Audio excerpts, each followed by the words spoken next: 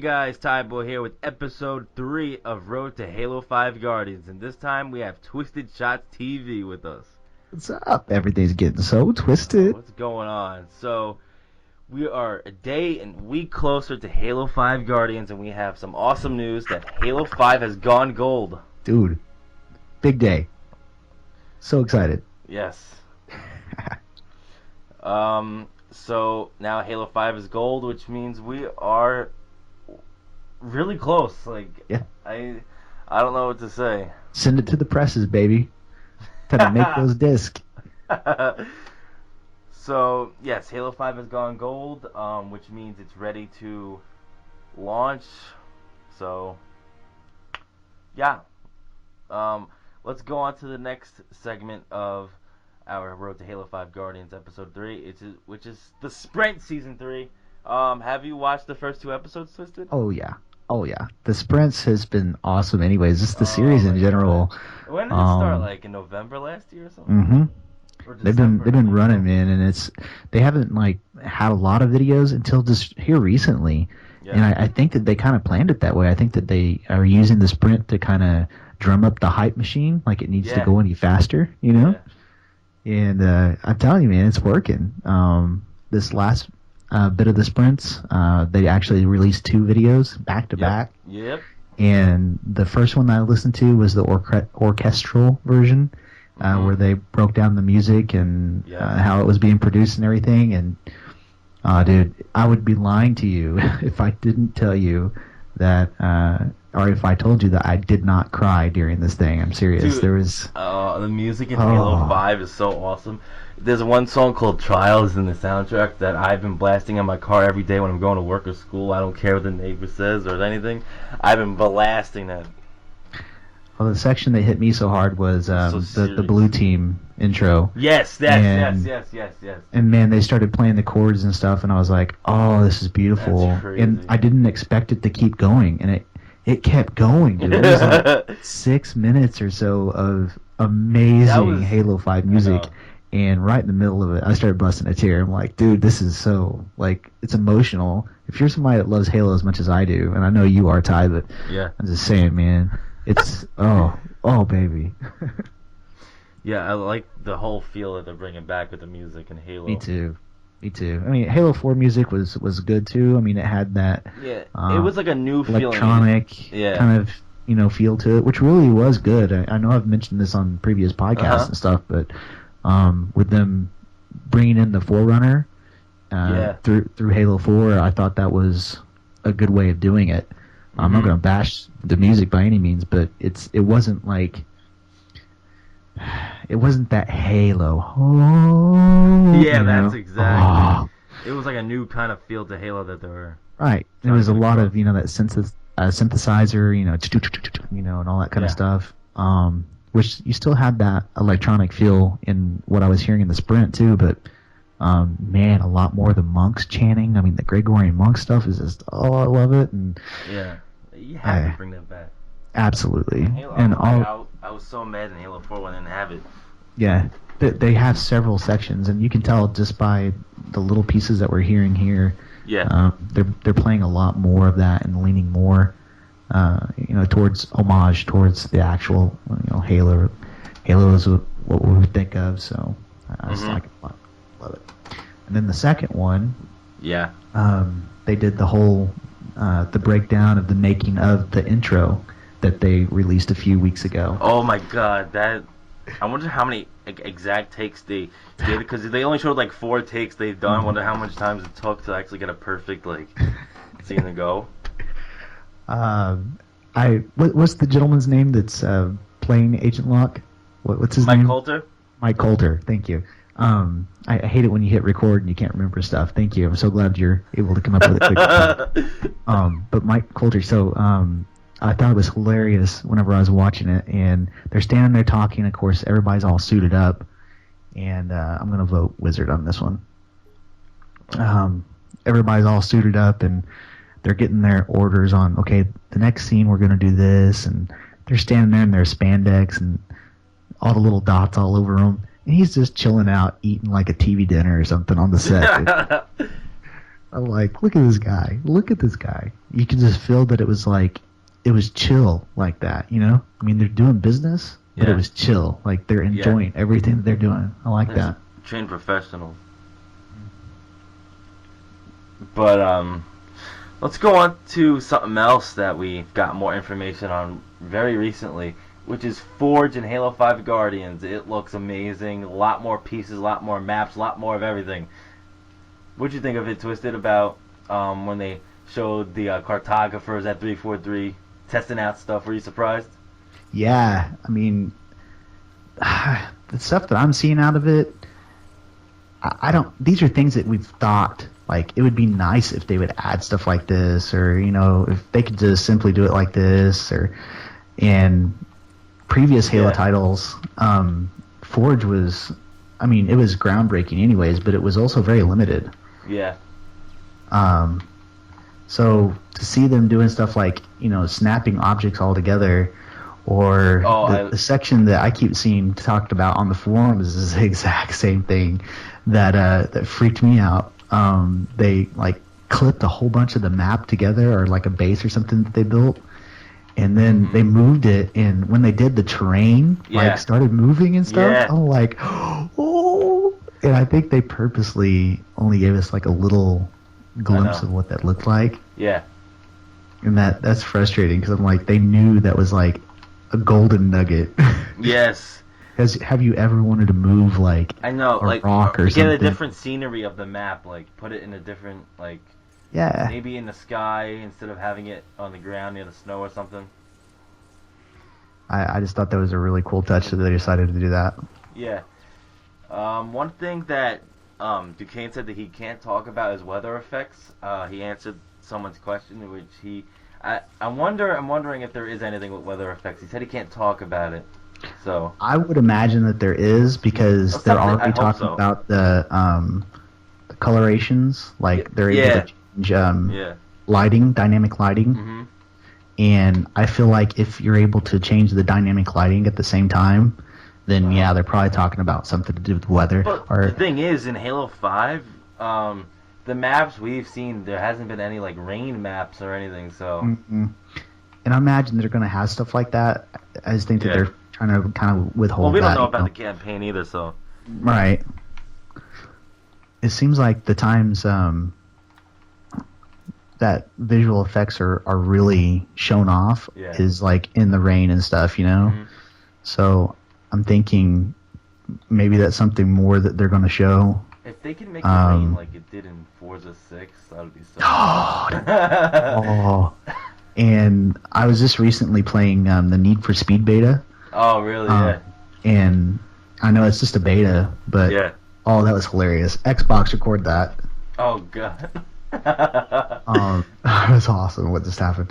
But playing that beta, the graphics were like the same thing in Forza, but it was like fast moving. Yeah. The way the water and stuff looked as you were driving on the ground was just amazing. So I'm thinking if they could do something like that in Halo, dude, oh man. Yeah, water seems like the new thing these days. So it does. It seems like it looks. Oh, they're getting on their Warhog, dude. Let's jump into stuff. I mean, let's not forget, Forge doesn't come out until December, so there's probably more news to come out soon. That's right. That's crazy, though. What are your thoughts on that not coming out on launch? I was kind of surprised in a way, but what do you think? With it not coming out on launch, I mean, people are talking about they don't have it ready, and that's what the problem is, or whatever. I don't think that they don't have it ready. I think that if I can get this out, there we go. I think that they probably want to make sure that it's going to work okay on Xbox Live. And of course, I'm just checking this. This is nothing, factual. I'm just thinking about what would be the reason why. They've had a lot of time to test this year, and I don't know if the general public realizes this, but all of the championship tournaments and stuff that have been going on, there was several opportunities for them to really put down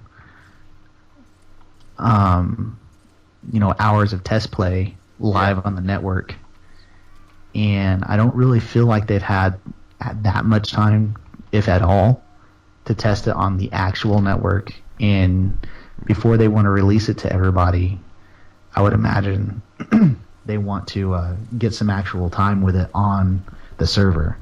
What I'll be interested about, though, is to see if anybody in the community, and I'm by no means saying this needs to be something that people focus or try to do, but I'll be interested to see if people don't find out, in fact, that some of the Forge is going to be right there available on day one. It's behind walls, Yeah. Because I really do think that there's going to be a portion of it on there to where they can test things out live on Xbox Live, but like on their own private side, And I don't know how they do that, like as far as internal servers and stuff, but I think that they would probably want to try that on Xbox Live first before they just release it for everybody to get their hands on. Yeah. I think that's of course, good. I could just be, blowing smoke. I have no clue, but that's kind of what I'm thinking right now. Mm-hmm. Well, obviously, I think they understand people want to get through campaign and go through Warzone and stuff right off the bat, so I don't blame them for that. I kind of like that decision in that kind of way. But sometimes when I'm bored on Halo, I'll go Forge and random stuff. But anyways, I think the big thing for me is just for the community to relax and enjoy what's being given right now. Yeah. Yeah. And don't freak out because Forge isn't available on day one. Don't freak out. There's a lot of Halo to come, and to get all up in arms about Forge is like, don't, I know. It's going to happen, and that doesn't mean that I don't love or support the Forge community, because absolutely, I mean, Duquesne is a good friend of mine, so, I'm really getting to know him more and more, and I'm just telling you, that's not it at all. What I'm trying to say is that there's a lot of time for Halo to come up, Yeah, definitely. So let's go on to some more interesting stuff with rec packs. Oh yeah. So lately, the 343 has been doing stuff with other companies such as Hot Pockets, and recently found out by Twizted TV Monster. Monster, and that was I was kind of surprised about that for a second. I was too, dude. I was too. I was over there. Why sharing a box of Monster energy drinks? I'm looking at it. I'm like, oh, schnitzel. I'm over there like getting my normal Monster like I do, and love to have that sponsorship or something at some point would be great. But right now I'm just like the layperson just buying the stuff, and I can't wait to get my Monsters, because it seems like every time they have something different there or whatever, right? Yeah. Come on, dude, get this Warthog. Aww. Anyways, so I'm all like excited about that to see what flavor it is for the day. And I see Halo 5 on the boxes, and I thought it might have just said something about, Halo 5 is going to be coming up or whatever, and no, I'm excited really, because it showed the rec packs and everything in there. So I still have not bought anything with rec packs in it. That's going to change though. You're going to have to, bro. I know. The funny thing is, at my store I was stocking Frozen. I got teased so much. I thought I was stocking the Halo 5 Hot Pockets, and meanwhile I was stocking Lean Xbox Pockets. Record that. So it's got an overkill. I have not yet found Hot Pockets Halo 5 Edition or Monsters, which I'm going to look for. Really? I have not yet bought a Halo 5 action figure yet. Oh, dude, you're missing it. I know. I'm like really behind. To be honest, I'm really like being Mr. Cheap with my money because of the Halo 5 Limited Collector's Edition and possibly the Halo 5 console, so that's why. I don't blame you there, man. And I'd love to get that console. Since I need new headsets. Yeah, I'd love to get the console, but... And the controllers I want. All of it? What are you talking about? I basically want all of it. I want all of it. I'm like being really cheap with my money. And I'm like really like right there too. So I can't buy any Lunchables or juice boxes anymore. But what are your whole thoughts on rec packs? You know, when it comes to rec packs, at first I was really worried about it. I'm like, I don't know how this is going to play into Halo. Mm-hmm.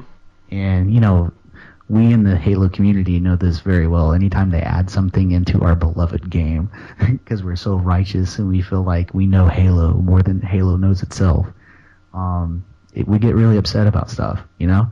Yeah. And I'm not going to lie, I was really pissed off whenever I first heard about rec packs. I was really pissed off. I was like, I didn't know about that. Yeah, I was really pissed off. But the thing is that I'm pretty quiet about it in the community.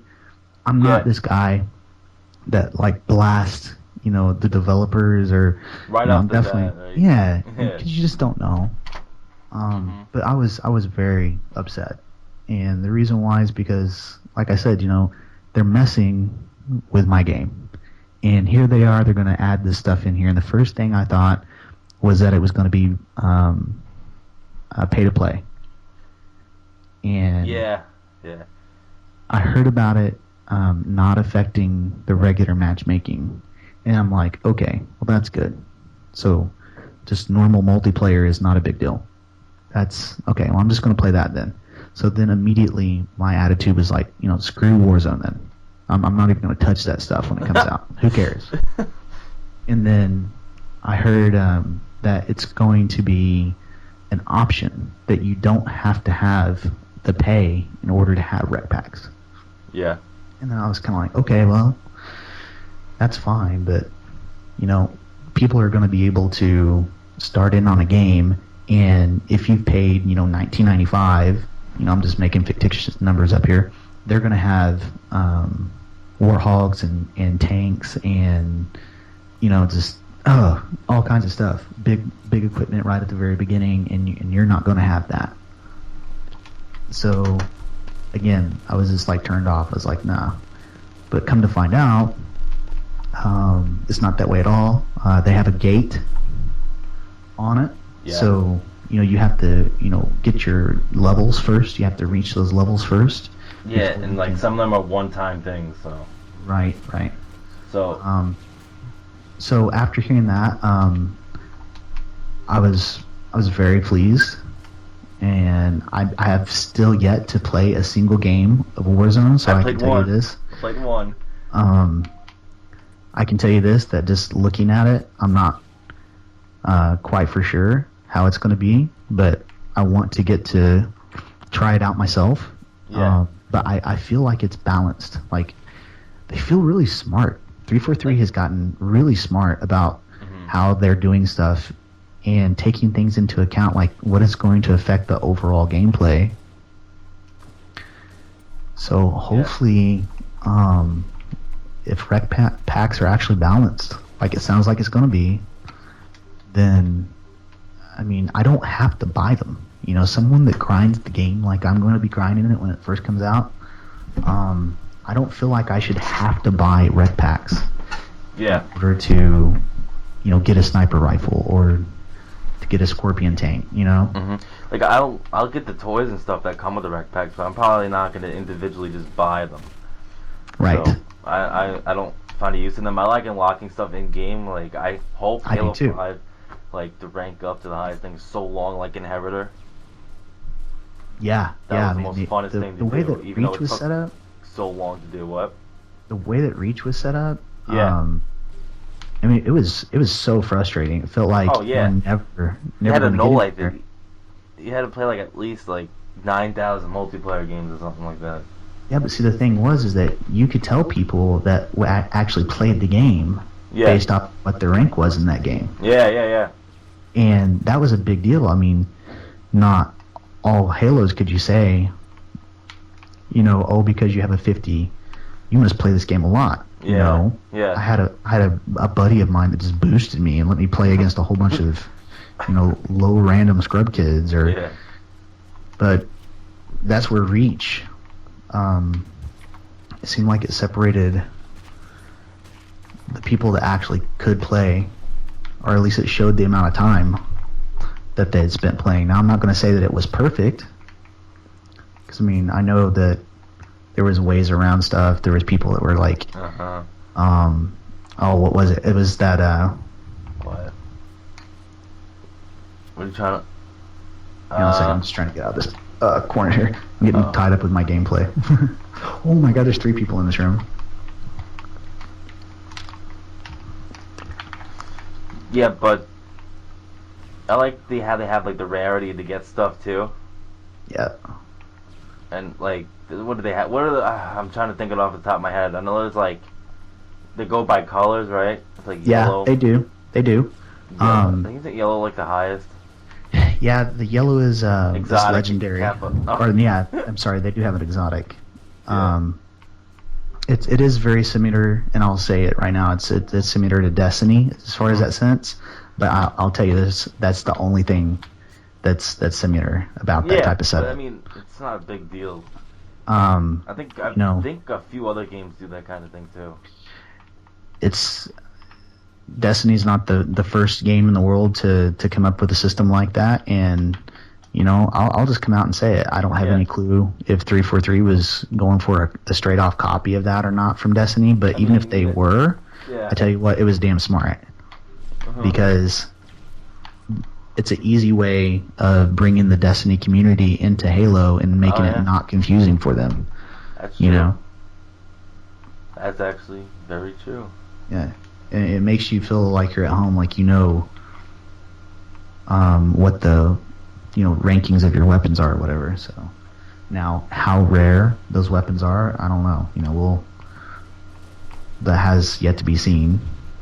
I feel like, not to get off on Destiny here a lot, but just some of the weapons and stuff in Destiny that should be exotic, they don't feel exotic. It feels like you obtain them way too quickly, in my opinion. I stuff think like that. The Halo's way is gonna be more worth it. Way it's got, the way it looks, I think it's gonna be more worth it when you get like an exotic, like you worked hard for that thing, or that's I mean, I'm completely for them, releasing things off of how many hours you've played, or have a tier set up like that. So it does, rewards those people that spend the time playing their game, as opposed to, oh well, you just got a lucky RNG drop, and I don't even have that, and I've been playing it for a year and a half, and I've never had that weapon or the emblem. Yeah. And it seems like that's kind of how Destiny's gotten to be over time, which is extremely frustrating for someone that's like me. I like to collect stuff. And then you add on top of that, okay, well, there's not a guaranteed slot for all of these weapons or all these emblems. You're going to have to delete stuff and get rid of it in order to, get more stuff. I understand that, but it's just frustrating because I want to collect it all. It's like Pokemon, you know what I mean? Alright, let's hit them all. Yeah. But I think that concludes our Road to Halo 5 Guardians. Road to Halo 5 Guardians Episode 3. Yeah. Awesome to talk to you, Twizted, about Halo 5 Guardians. Appreciate it, man. 3 weeks away from the time of this recording. Woo-hoo. Go 3 weeks. We will be reviewing Halo 5 Guardians. And make sure to stay tuned for our tips, tricks, and guides for Halo 5 Guardians in the future. And stay tuned to Rectify Gaming. See you guys later.